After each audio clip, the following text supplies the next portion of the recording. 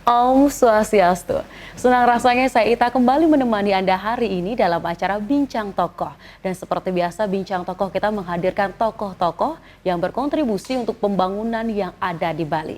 Dan seperti pada hari ini, hari yang berbahagia, kita telah hadir bersama Bapak Dr. Dadang Hermawan. Ini selaku Ketua Stikom Bali. Langsung saja kita sapa untuk hari ini. Om Swastiastu. Om Swastiastu. Selamat berjumpa Bapak. Apa kabar hari ini Bapak? Baik, sangat baik. Terlihat cerah wajahnya Pak ya. Jadi untuk hari ini kita akan membahas bagaimana tentang teknologi informasi menghadapi MEA atau masyarakat ekonomi ASEAN yang sedang booming ini Pak. Jadi kalau menghadapi MEA, masyarakat bukan hanya di Bali saja, tapi bisa keluar, bahkan orang luar bisa ke Bali. Nah, menghadapi pergerakan MEA seperti ini, pasti akan ada terjadi tren pada masa yang era 20 bahkan hampir 2016 sekarang Pak ya, hampir mau 2020 sedikit lagi Pak. Jadi menghadapi tren generasi muda dengan jurusan teknologi informatika. Nah, selaku sebagai Ketua Stikom Bali, nah bagaimana ini Pak pendapat Bapak selaku Pak Dadang? Ya, terima kasih. Yang pertama saya ingin sedikit meluruskan bahwa MEA itu memang dipercepat pada saat pertemuan di Bali itu. Ada Concord Bali 2 dari 2020 ke 2016. Nah, ini barangkali untuk mempercepat kebebasan arus barang, arus jasa, arus orang. Nah, jadi dengan begitu ada satu peluang sekaligus tantangan dan juga mungkin nanti ada semacam hambatan untuk kita bangsa Indonesia dan khususnya masyarakat Bali untuk banyak berperan di seluruh ASEAN ini. Terkait dengan peran teknologi informasi, tentu saja sebagaimana diketahui kita ini sangat tergantung sekarang nih dengan teknologi. Sedikit-sedikit teknologi begitu Pak. Ya, betul. Malah ada orang bilang bangun tidur aja sekarang sudah bersentuhan dengan teknologi informasi. Karena teknologi informasi selalu berkaitan dengan seluruh sektor, seluruh bidang, ya kan. Beda dengan sektor-sektor yang lain. Jadi semua bidang pertanian, pertanahan, kemudian militer, agama, budaya juga sekarang, apalagi ekonomi sudah tersentuh dengan teknologi informasi sehingga saat ini memang orang tidak bisa lepas dari itu. Dan peran ini menjadi sangat bermanfaat bagi kita karena semua mendorong untuk menjadi lebih transparan, lebih cepat, lebih murah. Itu barangkali teknologi informasi perannya di situ. Ya karena memang pada masa kekinian begitu kata anak muda zaman sekarang Pak ya, semua pasti akan lebih cepat dengan gadget. Bahkan kalau dulu kirim surat masih lama, kalau sekarang udah sekian detik hitungannya Pak ya. Nah kalau misalkan membahas IT yang memang dari dulu akan selalu berkembang. Nah sebenarnya tren apa IT seperti sekarang ini seperti apa Pak? Ya sekarang kan ada berbagai tingkatan. Jadi mulai dari misalnya hanya kita berkirim secara teks saja, secara kalimat saja. Kemudian setelah itu dengan voice, dengan suara, dan yang terakhir dengan gambar, dengan audio visual. Nah itu yang lebih menarik dan makin ke sini harga daripada teknologi informasi semakin murah. Kita bisa lihat Karena semakin banyak peminatnya begitu Pak ya. dan persaingan antar operator teknologi juga makin ketat. Dulu saya waktu pertama kali punya handphone SMS tuh 1.500 kali kirim itu ya kan. Kartunya pun mahal Pak pada masa itu. Kemudian juga kalau saya keluar kota kena roaming. Kemudian sekarang kan sudah nggak lagi, malah sekarang ada SMS gratis, ada nelpon gratis segala macam. Nah, jadi semakin murah dan kita semakin enak sebetulnya, semakin diuntungkan dengan adanya teknologi informasi ini, baik segi apapun kehidupan kita sehari-hari, baik itu di pendidikan, kemudian di keagamaan, di perekonomian, di pemerintahan pun sekarang sudah berubah cara mengelola perusahaan, cara mengelola pemerintahan, cara mengelola sekolah. Sekarang dengan teknologi informasi pasti berubah. Ya, dan secara tidak langsung merubah mindset gitu Pak ya, karena mengikuti selera pasar. Nah membahas IT dan sejak kapan sebenarnya tren IT ini ada Pak? Ya, pertama Bahas kali secara global kemudian bagaimana masuk ke Bali gitu. saya lihat sejarah itu ada tahun 43. Sebelumnya telekomunikasi atau telepon itu tahun 1875 lah si Abraham Bell itu ya yang menemukan tentang telepon. Kemudian komputer pertama kali ditemukan tahun 43, kemudian secara cepat, secara berkembang secara cepat tuh di era tahun 80-an ya. 80-an menjadi tren kemudian ya. Udah mikrokomputer, mini komputer. Tapi waktu itu softwarenya masih, Anda mungkin saya nggak tahu apakah bisa kenal atau enggak dengan namanya DOS, Disk Operating System. Itu sudah lewat zamannya. Dan saya belum sih Pak. Kemudian Symphony gitu kan, WordStar. Nah itu Kalau simfoni lagu saya tahu mungkin Pak. Tapi kalau simfoni teknologi seperti jauh gitu ya. itu baru berkembang di tahun 90 sampai sekarang ini Microsoft dan yang lain-lain. Nah sekarang berkembang ada Android dan sebagainya. Dan sepertinya mungkin anak muda zaman sekarang lebih akrab ke Microsoft dari zaman Microsoft itu karena tahun 90-an ya, dan masih sampai kekinian begitu Pak. Dan kalau membahas masalah juga IT, pasti akan ada untuk sekolah tinggi ilmu komunikasi komputer maksudnya Pak ya. Di Stikom pasti kan ada untuk peluang kerja.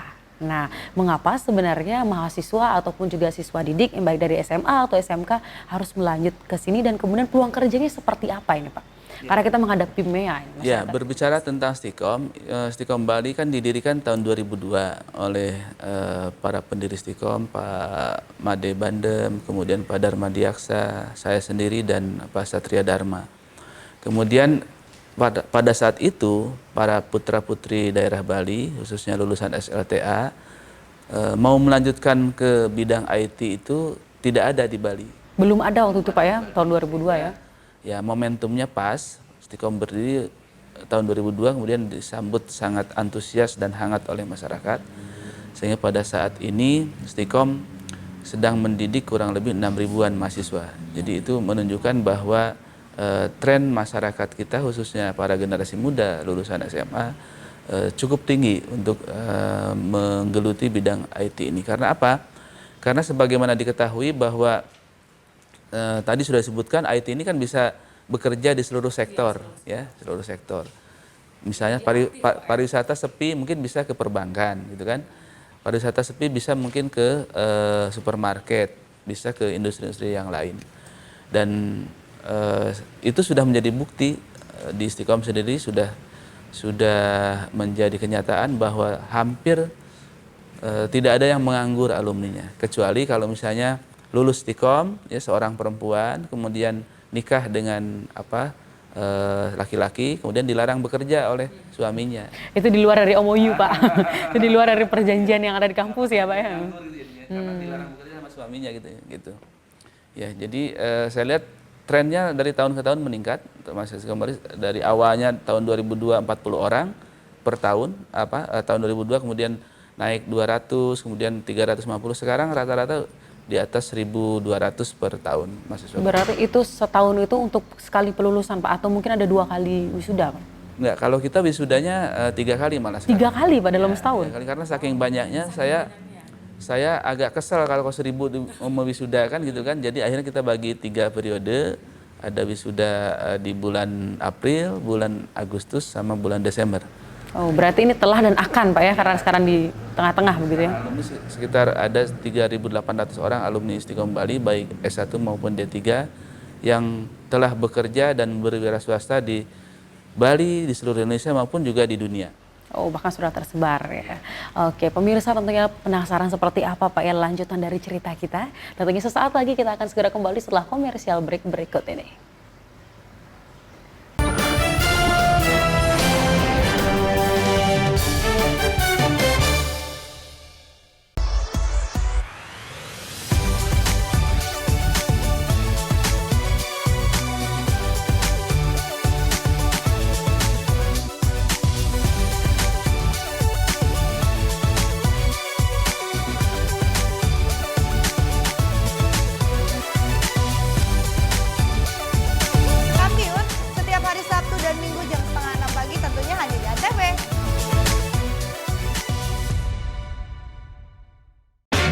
Kami memberikan berita aktual dan secara langsung. Laporan langsung dan terhangat disaksikan warga dari berbagai penjuru dunia. Kita punya banyak berita seru. Paling update langsung dari lokasi. Masih terus digelar oleh Polsek Kebayoran Baru. Langsung dari Simpang Gadok, Ciawi, Bogor, Jawa Barat. Dan pastinya menghibur. Masih soal hewan nih. Kalau misalnya Selamat Malam Indonesia pengen tahu sejarahnya.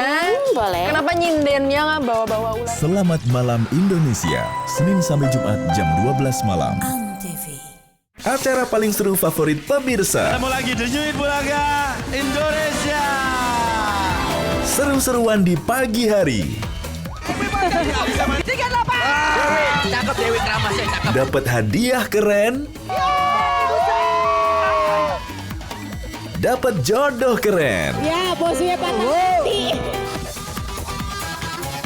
The New Eat Bulaga Indonesia, Senin sampai Jumat jam 8 pagi. Antv. Pesen juri sih cuma satu. Mama, jangan sampai resep keluarganya dihancurkan oleh anak. Mama jadi harus konsentrasi. Potong apa? Jangan ngajak ngomong mulu apa. Api unggun keluar cepetan. Biar nggak tambah hancur. Ya Allah, tobat 7 turunan. Anak setan banyak apa? Dapur Mama Seru, Sabtu dan Minggu jam 11 siang. Antv.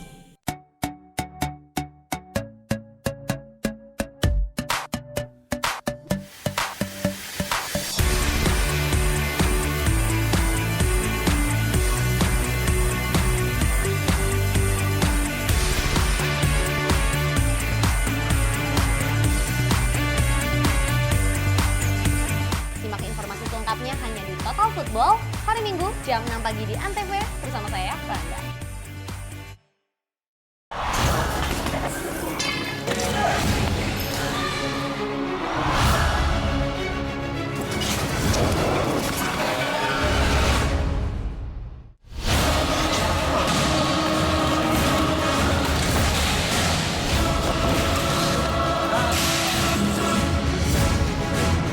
Duit!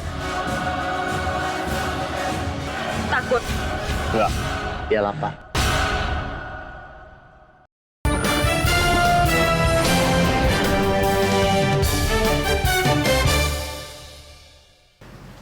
Pemirsa dimanapun Anda berada masih dengan bincang tokoh kita bersama Bapak Dr. Dadang Hermawan, ini selaku dari Ketua Stikom Bali. Masih tadi kita membahas tentang peluang kerja yang memang tidak akan menjadi pengangguran, itu yang paling pertama Pak ya. Karena kita menepis pengangguran dan kalau bisa menjadi wirausaha. Siapa tahu dengan ilmu yang sudah didapatkan di Stikom kemudian membuat usaha dan merekrut karyawan. Tujuannya seperti itu. Tapi sebelum kita membahas lebih jauh tentang MEA, bagaimana sebenarnya Pak bagian-bagian atau jurusan-jurusan apa saja sebenarnya ada di Stikom ini? Ya, sejak awal berdiri Stikom Bali hanya mempunyai 2 jurusan atau 2. Sekarang itu istilahnya program studi, bukan jurusan. Karena jurusan itu katanya identik dengan Kerenang Sanur gitu kan, Tegal Kute gitu. Jadi sekarang jurusan diganti dengan program studi atau prodi ya atau PS. Ada 2 jurusan yaitu sistem komputer sampai dengan level strata 1 atau sarjana, dan manajemen informatika sampai dengan level D3. Kemudian di tahun 2009 kami menambah program studi baru yaitu sistem informasi. Kemudian juga menjalin kerjasama dengan salah satu perguruan tinggi di Kuala Lumpur yaitu Help University, menjalin kerjasama untuk bidang dual degree. Jadi kami sekarang ada 4 program studi, 4 komputer, sistem informasi itu sampai dengan S1, kemudian manajemen informatika D3 dan program internasional dual degree. Dan itu satu-satunya di Bali yang menyelenggarakan program internasional untuk S1 ini. Nah, lulusan daripada Stikom Bali ini juga karena pada umumnya si user atau pengguna itu taunya kan sarjana komputer itu bisa segala macam ya. Jadi mereka memang bekerja atau dituntut untuk bisa segala macam baik hardware maupun software, baik multimedia maupun juga web development dan sebagainya. Oleh karena itu memang sekarang ini banyak sekali alumni sekolah kami ini bekerja di seluruh sektor baik di perhotelan yang pada umumnya di Bali maupun juga non pariwisata. Nah, sesuai dengan instruksi atau keinginan pemerintah atau juga keinginan masyarakat Indonesia bahwa kemajuan masyarakat itu ditentukan oleh jumlah atau banyaknya masyarakat yang berwirausaha, maka Stikom pun sekarang juga mendorong alumninya untuk membuka lapangan pekerjaan, bukan hanya menjadi pegawai tapi juga membuka menjadi wirausahawan maupun juga wirausahawati yang bisa bergerak di bidang apapun juga. Bagaimana itu Pak langkah-langkahnya atau mungkin ada mata kuliahnya? Ya, jadi kita buka semaksimal mungkin bahwa supaya alumni Stikom ini tidak hanya menjadi pegawai tapi juga bisa menjadi wirausaha. Yang pertama adalah menambah mata kuliahnya. Yang tadinya mata kuliahnya hanya 1 semester, sekarang 2 semester. Jadi berarti di 4 prodi itu sama rata caranya Pak ya? Jadi sebelumnya hanya mata kuliah kewirausahaan 1, sekarang ada kewirausahaan dan ada juga technopreneurship. Itu jadi yang semester berikutnya ada technopreneurship. Jadi sudah ada 2 mata kuliah. Kemudian juga berikutnya kami bentuk juga inkubator bisnis. Ya, jadi inkubator bisnis yang menampung para mahasiswa maupun alumni yang ingin menjadi startup, yang ingin menjadi wirausahawan. Kemudian yang berikutnya juga di kegiatan kemahasiswaan ada namanya U2M atau UKM U2M, unit kegiatan mahasiswa, unit usaha mahasiswa. Nah, itu menampung para mahasiswa yang setelah lulus nanti bercita-cita menjadi pengusaha. Kemudian Seperti pemanasan sebelum menjadi pengusaha begitu Pak ya? Pameran-pameran kewirausahaan kita terus buka. Nah, kegiatan U2M ini kita support sangat tinggi ya, seperti tadi sudah saya jelaskan. Di Stikom ini ada sekitar 500 kegiatan kemahasiswaan per tahun, ada 30 UKM termasuk U2M itu. 500 kegiatan per tahun itu garis bawahi Pak ya? Betul. Nah, itu mereka kan juga di kegiatan kemahasiswaan juga berlatih bagaimana mereka mengorganisasi kegiatan, mengorganisasi orang, berhubungan dengan pihak luar. Karena dari 500 kegiatan itu dana yang yang terpakai sekitar 1,5 miliar. Kampus hanya mensupport sekitar 1/3-nya. Berarti 2/3-nya harus mereka cari sendiri. Nah, itu mereka juga di situ ada pelatihan-pelatihan kewirausahaan secara langsung dan didukung atau dibina oleh para dosen-dosen yang juga punya mental atau punya jiwa wirausaha. Oh, jadi memang bibitnya sudah dipersiapkan. Nah, kalau tadi membahas tentang UKM yang ada di Stikom ini Pak ya, itu ada mungkin syarat-syaratnya Pak? Karena atau mungkin semua mahasiswa bisa ikut karena memang juga melihat dampak yang begitu besar nanti di peluang kerja. Nah, untuk menjadi BEM atau UKM itu ada persyaratan khusus atau seperti apa Pak? Iya, tentu saja mereka punya syarat-syarat khusus dan tergantung daripada jenis UKM-nya. Karena tergantung, ada beda lagi, ada berbagai jenis. UKM itu kan ada yang bergerak di bidang keagamaan, UKM-nya kan kayak KMHDI, kayak MKOS, kayak PMKI. Yang mahasiswa Hindu itu KMHDI, yang Muslim MKOS, kemudian yang Kristen PMKI. Nah, itu berarti kan beda itunya persyaratannya. Kemudian juga ada yang bergerak di bidang olahraga, ya, ada futsal, ada karate dan sebagainya, ada badminton. Kemudian juga bergerak di bidang bakat, minat dan bakat, ada UKM. Seperti ekstrakurikuler kalau SMA begitu ya. Kemudian juga yang disebutkan tadi itu adalah yang berkaitan dengan kewirausahaan ada namanya U2M, jadi unit usaha mahasiswa.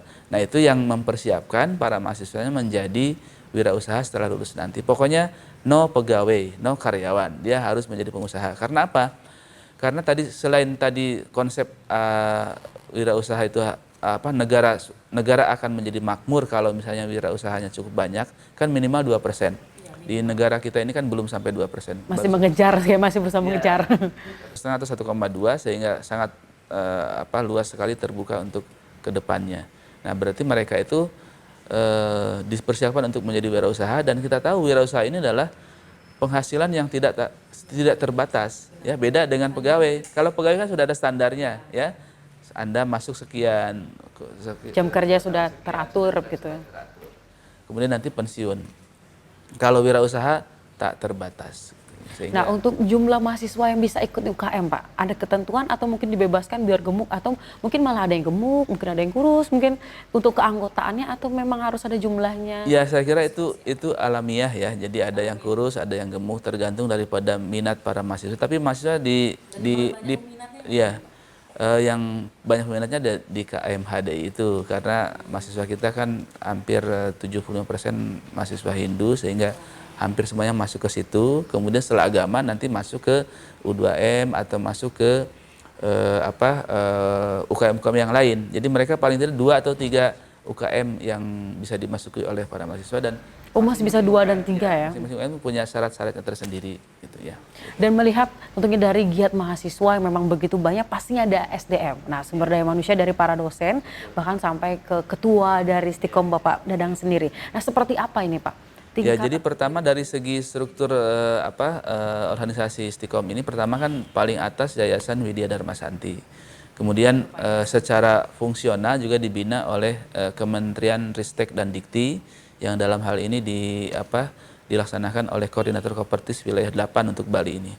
Kemudian di bawah yayasan ada ketua saya, Kemudian di bawah ketua ada para pembantu ketua, ada bidang kemahasiswaan, ada bidang keuangan, ada bidang penelitian, ada bidang akademik ya.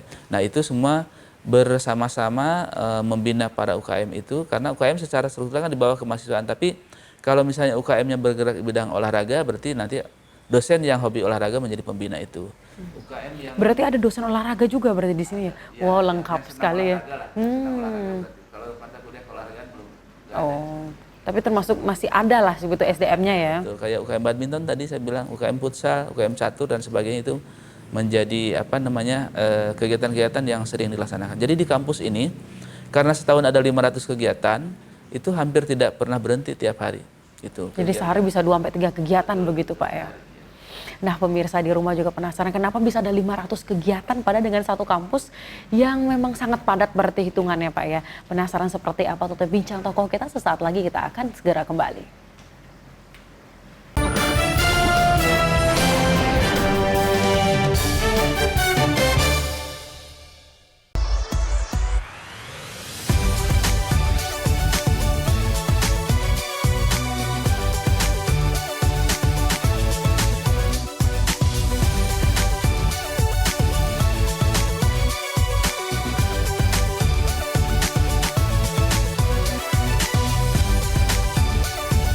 Kampiun setiap hari Sabtu dan Minggu jam 5:30 pagi tentunya hanya di ANTV.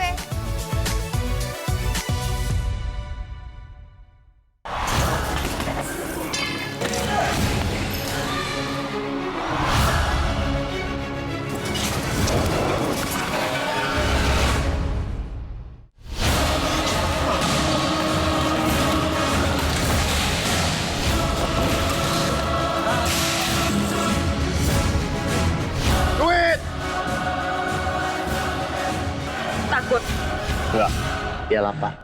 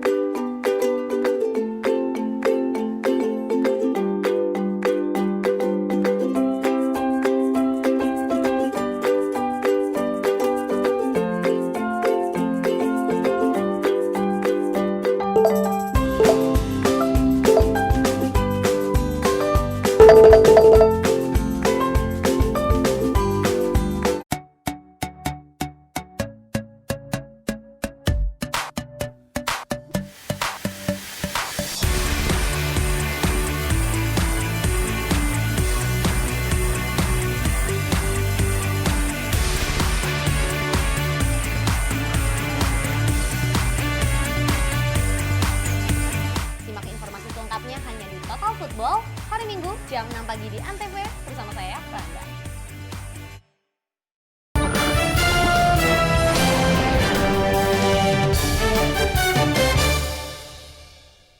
Pemirsa Bincang Tokoh dimanapun Anda berada, masih bersama saya Ita Gresia di sini dan juga narasumber kita yang tentunya sudah berkontribusi untuk pembangunan di Bali, terutama lagi untuk mencetak karakter mahasiswa yang nanti semoganya Pak bisa menjadi seorang pengusaha dan sebagai wira swasta untuk mengejar 2% di Indonesia. Nah, tadi kita udah bahas tentang 500 kegiatan yang kurang lebih sudah dilaksanakan per tahun dengan total dana yang luar biasa juga.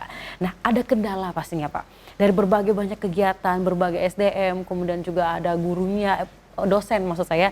Nah sebenarnya berbagai gesekan yang terjadi dengan banyak kegiatan 500 itu Pak, apakah ada kendala yang memang berat atau ada penyelesaiannya seperti apa itu Pak Dadang? Ya, saya kira sudah menjadi suatu hal yang alamiah bahwa setiap kegiatan itu pasti ada manfaat, ada kendala kan gitu. Nah, jadi kendalanya kebanyakan mungkin terutama di masalah dana. Karena tadi sudah saya jelaskan bahwa dari 500 kegiatan itu menghabiskan dana sekitar 1,5 miliar. Dari kampus hanya mensupport sekitar 1/3-nya atau 500 juta. Nah, pada saat mahasiswa itu tidak memperoleh dana yang diharapkan sesuai dengan RAB, maka mereka kadang-kadang merengek-rengek lagi kepada kami kan gitu. Ya kita sebagai orang tua di kampus, sebagai bapak di kampus ya apa boleh buat, kadang-kadang mereka sampai ngutang ya kepada pihak luar atau juga mengutang ke kampus ya. Jadi kami itu selalu mendorong bagaimana supaya kegiatan mahasiswa itu dijadikan ajang sebagai selain berorganisasi, selain mengelola kegiatan juga mereka dilatih sebagai ajang berwirausaha juga, karena dalam berwirausaha pun nanti kan banyak sekali tantangan, kendala dan hambatannya kan. Oleh karena itu, nah di sinilah saya tekankan bagaimana supaya kegiatan itu selalu surplus ya dari segi dana, selalu memberikan manfaat kepada mahasiswa sendiri, kepada mahasiswa Stikom, kepada mahasiswa yang lain, kepada masyarakat yang lain. Karena kita juga sering kegiatan melibatkan masyarakat-masyarakat yang lain, bukan hanya alumni atau bukan hanya masyarakat Stikom aja, tapi juga masyarakat Bali secara umum. Ya misalnya melibatkan anak-anak SD, anak-anak SMP, anak-anak SMA. Nah itu juga betul.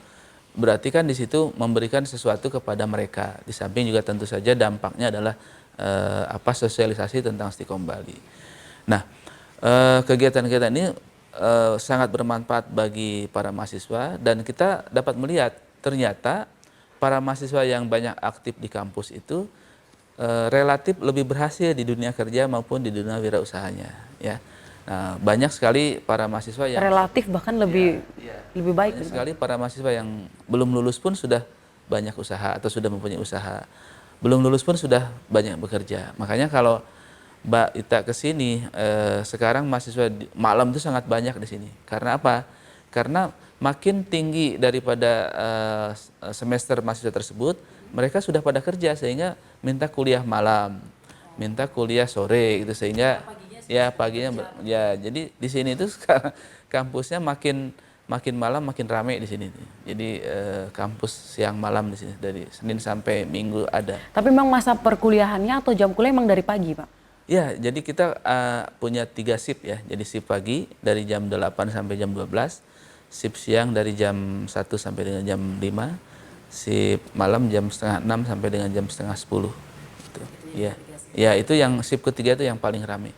Paling laris begitu ya. Karena itu yang tadinya baru masuk mahasiswa itu di shift pagi atau shift siang, setelah tingkat 3 atau tingkat 4 mereka pindah ke shift. Mungkin sudah laris di pasaran seperti itu Pak ya. Nah kalau sudah semakin pintar, semakin naik juga semakin mengerti tentang IT, pasti akan ada timbul-timbul rasa-rasa penasaran. Nah setelah ada rasa penasaran, terjadilah menghack. Nah kalau zaman sekarang kan lagi zaman untuk Pak hack, baru ngerti sedikit sudah bisa langsung merusak program. Nah mengantisipasi seperti itu, ada mungkin yang perlu diajarkan di sini atau seperti apa menghadapi era yang semakin kekinian Pak, karena bukan hanya orang yang bisa IT saja, tapi kalau kita belajar juga misalkan di Google seperti alamiah begitu, membaca kemudian juga bisa mengerti. Nah seperti apa ini Pak Dadang? Ya kebetulan kan salah satu program studi kita ada sistem komputer. Di sistem komputer itu ada namanya security atau keamanan komputer. Nah, di dalam keamanan komputer kalau kita mau mengamankan sesuatu kan berarti kita juga harus tahu bagaimana mencuri atau menghack sesuatu. Nah kebetulan kita juga belajar tentang komputer hacking. Ya, ada komputer hacking ada tuh. Ada mata kuliah karena biar tahu bagaimana caranya menghack itu biar tahu ya. Dan ada juga pakar-pakarnya di sini. Kemudian juga setelah tahu gitu baru bagaimana mengantisipasinya. Bagaimana mengsipnya, mendepend daripada hacking itu. Kemudian juga security-nya bagaimana. Nah, kita seringkali diminta bantuan oleh aparat kepolisian. Oh bahkan ada sampai kerjasama seperti itu ya? Kejaksaan maupun pengadilan untuk menjadi saksi ahli tentang kejahatan-kejahatan yang berkaitan dengan IT ini. Nah, bagaimana tadi untuk mencegah orang-orang atau para mahasiswa kita melakukan tindakan-tindakan yang ya karena tahu soalnya begitu Pak. Tentu saja yang pertama ya di Stikom ini kita kembangkan bahwa para dosen selain mengajar, curilah waktu 5-10 menit untuk memberikan pemahaman tentang bagaimana menjadi orang baik, bagaimana menjadi orang yang berguna bagi agama, bagi nusa, bagaimana bermotivasi atau ingin berprestasi tinggi, bagaimana bersaing dan sebagainya.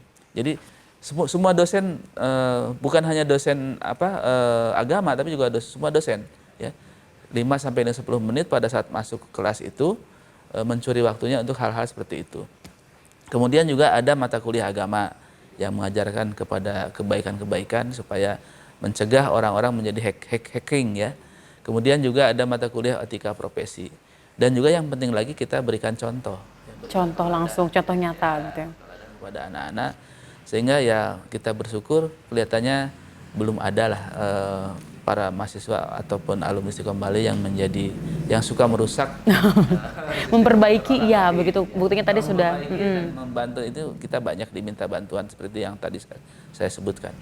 Ya benar, menghadapi MEA juga ini sekarang Pak. Kalau tadi misalkan harapannya pasti positif, semoga tidak akan terjadi hal-hal yang tidak kita inginkan. Tapi kalau menghadapi MEA, tamatan dari atau lulusan dari Stikom ini mungkin punya sertifikasi khusus Pak.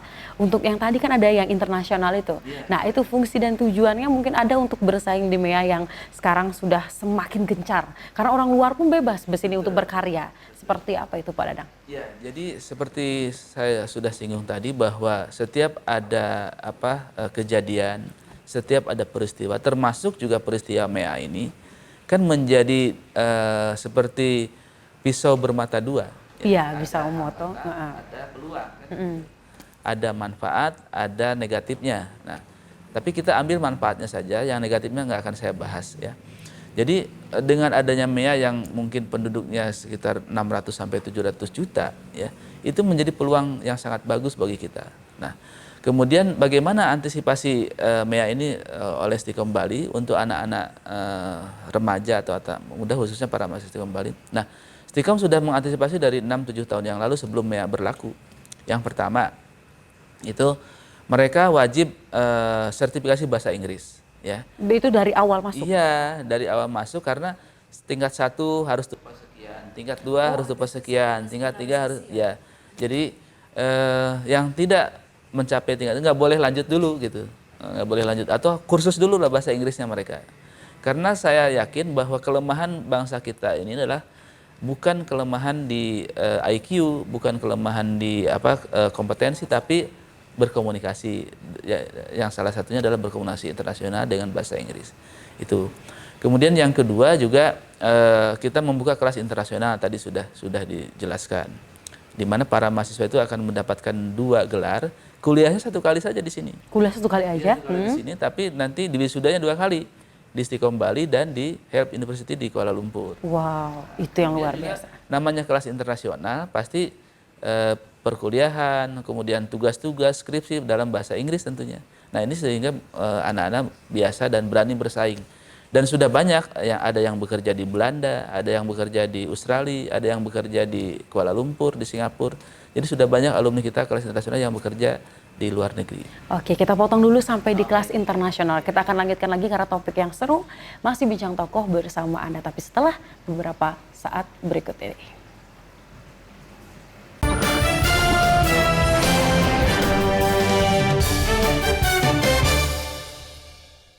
Di sini kami memberikan berita aktual dan secara langsung. Laporan langsung dan terhangat Disaksikan warga dari berbagai penjuru dunia. Kita punya banyak berita seru. Paling update langsung dari lokasi. Masih terus digelar oleh Polsek Kebayoran Baru. Langsung dari Simpang Gadok, Ciawi, Bogor, Jawa Barat. Dan pastinya menghibur. Masih soal hewan nih. Kalau misalnya Selamat Malam Indonesia pengen tahu sejarahnya. Boleh. Kenapa nyindennya nggak bawa-bawa ular? Selamat Malam Indonesia, Senin sampai Jumat jam 12 malam. TV.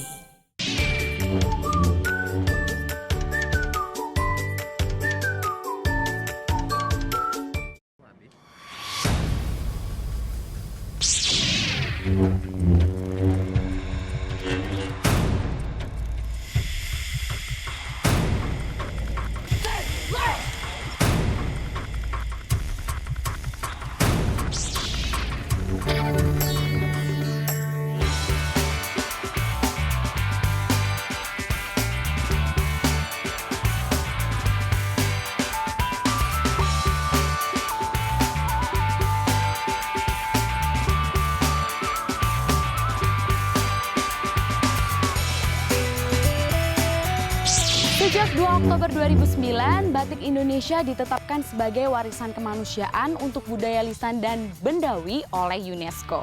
Beberapa daerah di Indonesia itu mempunyai batik, jadi nggak cuma ada di Pekalongan, Jogja, Solo, tapi di Jakarta juga ada batik. Namanya batik Betawi.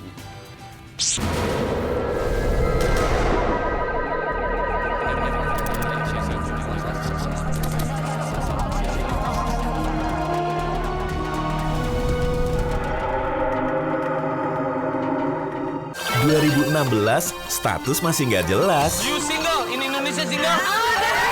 Dibuat asik aja. Bareng yang cantik dan ganteng di sini. Ayo Ting Ting, Jessica. Aku. Cewek, siapa sih? Dijamin jadi jago ngegombal. Kelapa muda bikinin jamu. Cakep. Cowok tampan yang kamu cari sudah ada di hadapan kamu. Facebookers, Senin sampai Jumat jam 4 sore. Antv. Permintaan maaf sudah tak berarti. Maafkan kami sayang. Kami tidak berhak melakukan ini padamu. Kesempatan mungkin tak ada lagi. Pria malang itu sangat sedih. Dia meminta kesempatan lain darimu. Aku tidak peduli. Aku tidak ingin bertemu dengannya. Keserakahan sudah terlanjur menguasai. Walau gadis itu tidak mau, keluarganya pasti akan memaksanya. Mereka itu orang miskin. Efsun dan Bahar, setiap hari. Antv.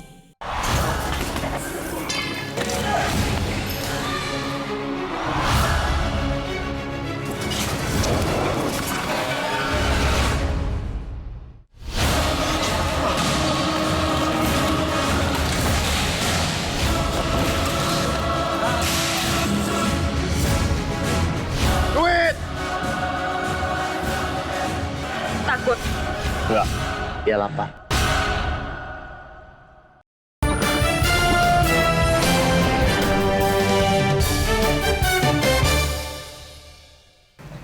Pemirsa dimanapun Anda berada, masih bersama Anda Bincang Tokoh, masih membahas tentang teknologi informatika dan komunikasi untuk menghadapi MEA. Jadi bukan hanya informatika saja, tapi ada komunikasi yang berperan penting begitu Pak ya. Terutama tadi kita masih membahas tentang sekolah yang internasional, karena ada 2 sertifikat dengan sekali kuliah. Nah ini yang menarik, siapa tahu juga pemirsa dimanapun Anda berada, yang khususnya untuk di luar Denpasar Pak, masih ada jauh yang ingin datang ke Denpasar dan penasaran seperti apa sebenarnya, atau syarat ketentuannya, atau ada hal spesial yang berbeda dengan 3 prodi yang tadi. Nah seperti apa itu Pak Dadang? Ya.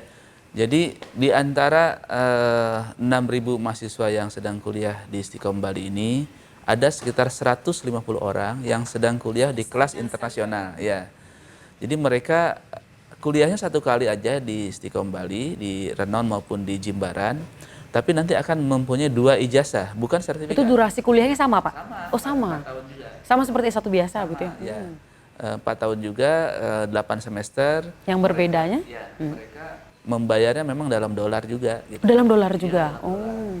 Kemudian juga perkuliahannya ada 39 subjek atau 39 mata kuliah. Nah dengan mereka lulus 39 subjek itu, maka berarti mereka sudah memenuhi syarat untuk mencapai 2 gelar. Karena ya Eskom dari Istiqom Bali gelarnya itu, dan juga Bachelor of IT dari Help University. Nah dengan 2 gelar itu si mahasiswa lebih leluasa lagi. Kalau misalnya mau melamar kerja katakanlah di Singapura atau di Australia, kan mereka tidak kenal apa itu sarjana komputer gitu kan. Nah yang dikenal adalah Bachelor of IT, maka mereka menggunakan itu. Tetapi kalau mereka suatu saat misalnya ingin kembali ke Indonesia, baru 2 tahun di luar negeri, 3 tahun, ingin jadi pegawai negeri, ingin jadi pegawai BUMN, pakailah Eskomnya gitu. Nah, jadi karena kita kan sudah akreditasinya sudah lumayan tinggi, yaitu akreditasi B dan paling tinggi untuk sekolah IT di Bali. Bahkan ini dengan 2 gelar ya. 2 gelar, mereka bisa lebih leluasa. Dan itu sudah menjadi kenyataan juga bahwa alumni kita ini yang kelas internasional sangat luar biasa, bisa bekerja di Australia, bisa di Singapura, di Malaysia, di Belanda, bahkan di Jerman juga sudah ada gitu ya. Nah, mereka belajar selama 4 tahun, kemudian kurikulumnya adalah perpaduan antara kurikulumnya di Help University dengan di Istiqom Bali. Kemudian juga dosen-dosennya yang mengajar di kelas internasional adalah dosen-dosen yang telah direkomended atau telah diakreditasi oleh dosen-dosen mereka. Oh berarti ada dosen dari Indonesia juga tapi terakreditasi begitu ya? Betul. Ya, jadi pada saat ujian, pada saat UAS dan UTS, dosen-dosen dari asing itu selalu datang ke sini mengawasi dan memberikan soal. Tetap bekerja sama begitu ya. Terus bagaimana bahasanya? Mungkin dengan bahasa Inggris kesehariannya atau ada campur atau seperti apa? Iya. Nah, karena anak-anak kita ini atau orang-orang Indonesia atau juga termasuk orang-orang Bali, anak-anak Bali itu begitu mendengar bahasa Inggris itu mereka sudah keder atau sudah takut. Seperti takut padahal ya. Sudah minder duluan. Nah, kalau saya berikan kebijakan semester 1 dan 2 itu boleh bahasa campuran, ya bahasa Indonesia, ya bahasa Inggris. Kadang-kadang kalau dosennya orang Bali keceplosan ngomong Bali gitu kan, atau orang Jawa keceplosan ngomong Jawa. Tapi semester 1 2 tidak masalah. Sambil si mahasiswa itu memantapkan penguasaan bahasa Inggrisnya. Tetapi ya betul, begitu semester 3, 4 dan seterusnya itu mau tidak mau, suka tidak suka, semua perkuliahan, kegiatan belajar mengajar harus dalam bahasa Inggris. Dan itu sangat luar biasa yang mereka yang lulus di kelas internasional ini ya dapat diandalkan dan menjadi kebanggaan kita semua ya. Nah, tetapi juga jangan lupa di kelas reguler pun seperti tadi sudah dikatakan ada sertifikasi itu ya. Ya, kalau kelas internasional udah jelas lah itu udah saya dan mungkin juga bapak-bapak yang lain merasa bangga dengan kelas internasional karena sudah bisa kemana-mana. Nah, untuk yang reguler yang cukup banyak ini yang 6.000 kurang tadi itu, ya kita juga berusaha bagaimana supaya juga mereka tetap bisa bersaing, ya bukan hanya di tingkat lokal, regional, nasional maupun internasional, tapi harus juga bisa bersaing di mana-mana. Nah, ada sertifikasi TOEFL itu.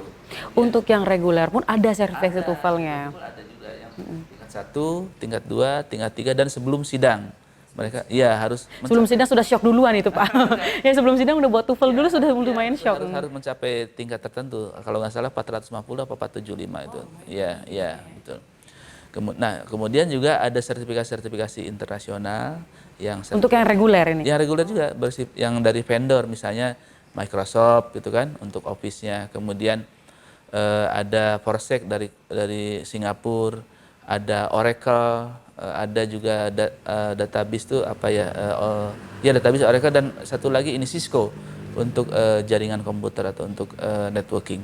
Nah, itu semua dengan adanya sertifikasi itu, mereka juga bisalah bersaing di tingkat internasional. Jadi jangan ragu kalau masuk Stikom itu untuk bersaing seperti itu. Dan untuk yang selanjutnya sempat juga terdengar di media yang kerja sama MOU dengan Jepang.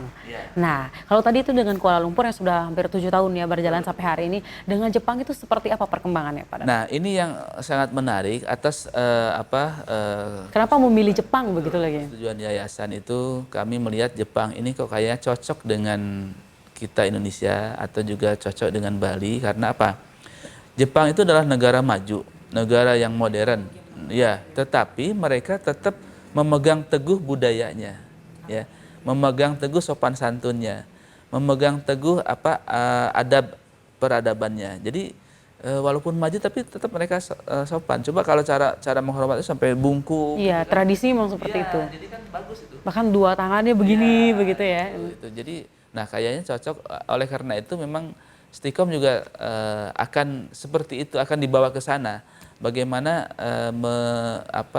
mencontoh orang-orang Jepang, dia kehidupannya modern tapi tetap santun. Dia kehidupannya modern tapi tetap menjunjung tinggi budaya yang bersangkutan. Dan apa ini masuknya dalam lini dari komunikasi dengan teknologi informatikanya begini Pak, yang mau diambil dari Stikom ini terhadap Jepang? Ya, karena mereka sudah maju dari segi teknologi informasinya, maka kita juga akan berkiblat ke sana.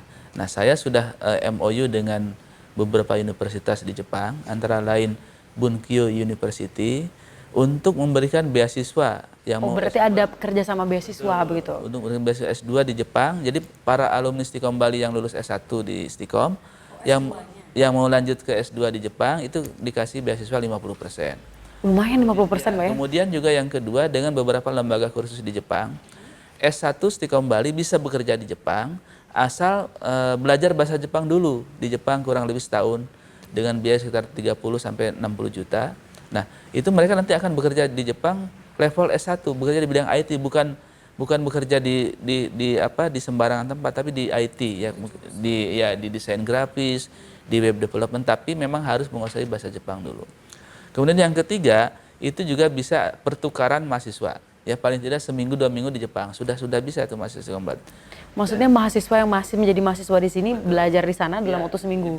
Pertukaran pelajar, dan yang ketiga magang. Kemarin kita sudah berkunjung. Magangnya seperti yang paling hot ya, yang paling seru dan menjadi benar karena lumayan lama waktunya. Nah, dan yang sudah menerima kita itu adalah Fujitsu Internasional ya. Jadi Fujitsu ini adalah perusahaan elektronik nomor 3 di Jepang yang sudah elektronik di Jepang yang menerima magang kita selama 3 bulan. Jadi bisa intensif ya, pertukaran pelajar, bisa magang ya, bisa lanjut S2 di Jepang, dan juga bisa bekerja di Jepang. Nah, jadi keempat itu saya harapkan para mahasiswa Stikom Bali dan juga mungkin para mahasiswa perguruan tinggi lain yang mau berminat ke Jepang bisa menghubungi kami. Jadi bukan hanya mahasiswa Stikom. Oh, jadi bukan hanya mahasiswa Stikom ya? Untuk yang magang dan untuk intensif. Tapi kalau yang untuk bekerja dan untuk lanjut S2 sementara masih mahasiswa Stikom. Ya. Wah, seperti seru sekali topiknya tentang, jadi bukan hanya Bali saja lagi lingkupnya, jadi menghadapi MEA lebih dari cukup sebenarnya Pak ya. Jadi hanya sekarang tinggal bagaimana membentuk karakternya agar menjadi lebih kuat dan lebih mampu lagi untuk bersaing di menghadapi MEA. Seperti apa topik kita pada Bincang Tokoh kita kali ini, jangan kemana-mana setelah iklan berikut ini.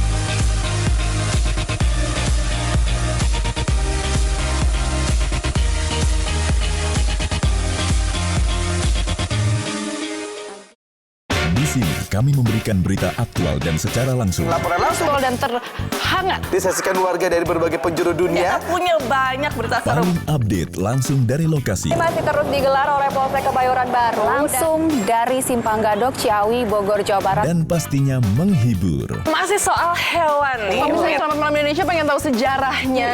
Boleh. Kenapa nyindennya bawa-bawa ular? Selamat Malam Indonesia, Senin sampai Jumat jam 12 malam.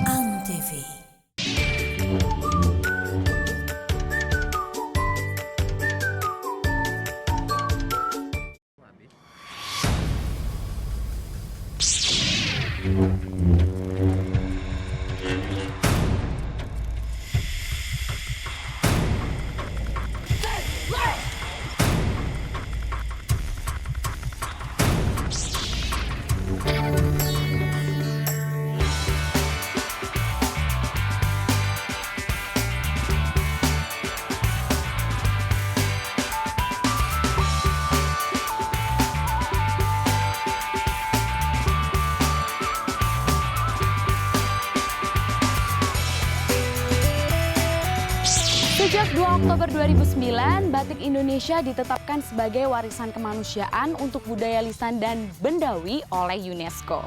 Beberapa daerah di Indonesia itu mempunyai batik, jadi nggak cuma ada di Pekalongan, Jogja, Solo, tapi di Jakarta juga ada batik. Namanya batik Betawi.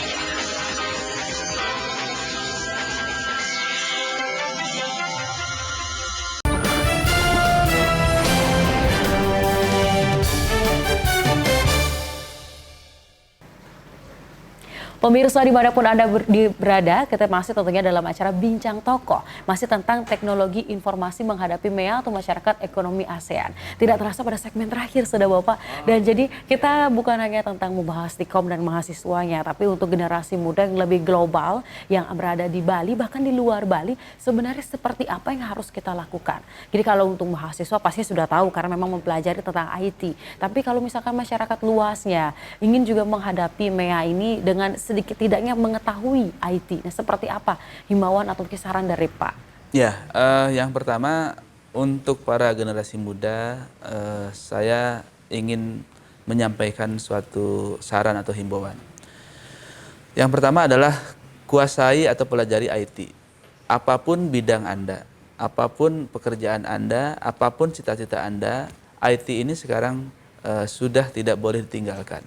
Jadi pokok seperti itu ya. Apalagi kalau misalnya Anda mau bergerak di bidang IT atau ICT kan itu.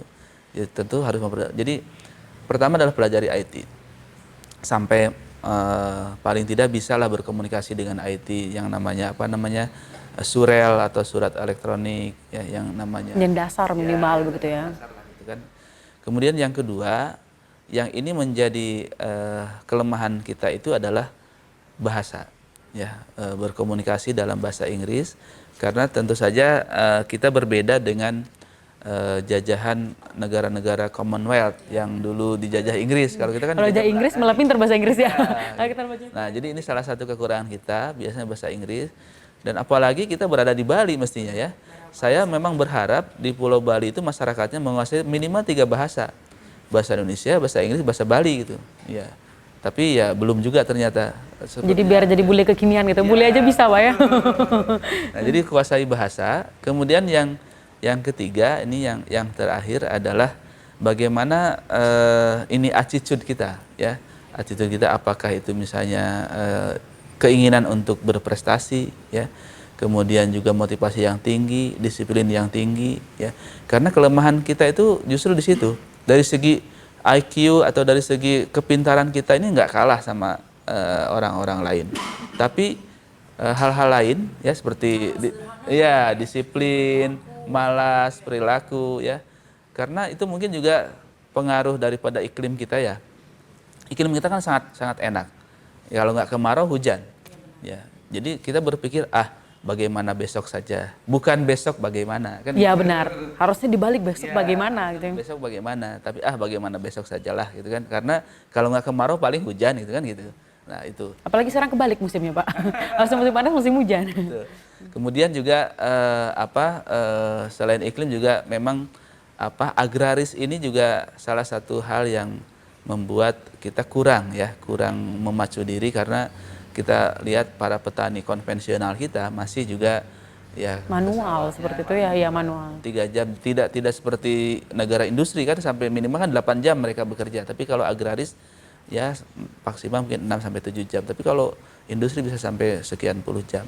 Nah, tapi ini menjadi suatu tantangan bagi kita, suatu peluang bagi kita bahwa jika kalau kita ingin bersaing, ingin menang di era MEA, di era globalisasi itu ya itu yang harus dirubah adalah yang ketiga itu mindset kita dan ini memang memerlukan waktu, tidak cespleng atau tidak seperti membalikan telapak tangan, memerlukan waktu dan juga memerlukan komitmen yang tinggi terutama dari pemerintahan ya, dari pemerintahan yang memberikan suasana atau iklim bagaimana keterbukaan, bagaimana transparansi, bagaimana tidak ada lagi dusta di antara kita, seperti lagu aja kemunafikan.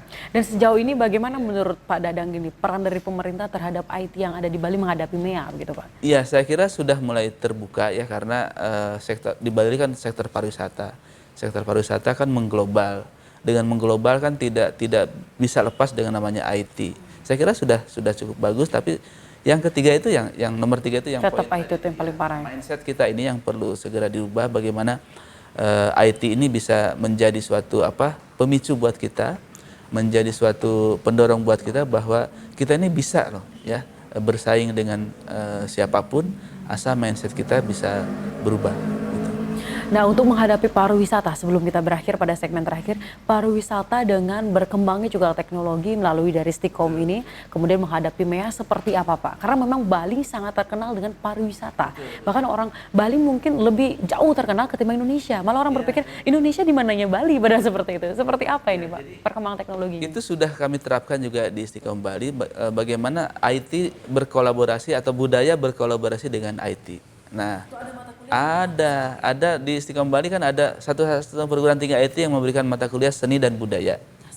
Iya. Nah, oleh karena itu akibat mata kuliah itu juga para mahasiswa ataupun para dosen yang melakukan risetnya, para mahasiswa yang sedang skripsi itu mengkolaborasikan antara IT dan budaya ini. Ya, kalau Anda lihat di Play Store, ya kalau punya Android itu bisa dilihat tulis Stikom Bali, kemudian akan berderet sekitar 10 sampai 12 aplikasi-aplikasi dari Stikom Bali yang berkaitan dengan budaya. Misalnya tentang belajar bahasa Bali, ya. Ada, langsung coba dilihat di Play Store sudah ada. Nah, itu menunjukkan bahwa kita ini juga concern dengan budaya, dan saya kira apapun bidangnya seperti saya katakan, pariwisata, budaya, seni, memang harus semua berkolaborasi atau harus menguasai IT. Ya, itu akan memudahkan kita. Ya, misalnya nanti belajar salah satu tari Bali misalnya, ya kan bisa juga lewat suatu website, lewat suatu pembelajaran di YouTube. Iya, karena sekarang udah kekinian begitu ya. Tidak mesti langsung ke ini lagi, tapi mungkin sedikit dikemas bahwa supaya tetap juga orang itu datang ke Bali, bukan tidak perlu full belajar tari itu di-upload di internet atau di website. Dan yang terakhir nih Pak, yang terakhir sedikit saja, bagaimana mengangkat Bali dengan teknologinya baik itu ke dunia nasional atau internasional? Ya, saya kira tadi sudah saya sebutkan bahwa bila kita ingin maju, pertama adalah kuasai IT, kemudian juga kuasai bahasa. Dan yang terakhir sikap itu. Untuk IT ini tentu saja pemerintah, seluruh masyarakat yang ada di Bali tentu saja harus kita sama-sama ya mendorong masyarakatnya untuk menguasai IT, karena dengan IT ini kita akan hidup lebih mudah, akan bersosialisasi lebih murah, dan juga hidup ini lebih cepat dan lebih efisien lah. Jadi saya kira itu. Oke, tidak terasa tentunya sudah bersama Bapak Dadang selaku dari Ketua Stikom Bali atau nama lengkapnya adalah Dr. Dadang Hermawan. Dan terima kasih banyak Bapak waktunya tentang membahas tentang teknologi informatika dalam menghadapi MEA. Dan semoga aja pembahasan kita yang tadi ini bermanfaat untuk pemirsa dimanapun Anda berada. Dan tidak terasa, saya Tagri Syah pamit undur dalam acara Bincang Toko, dan sampai jumpa pada Bincang Toko selanjutnya.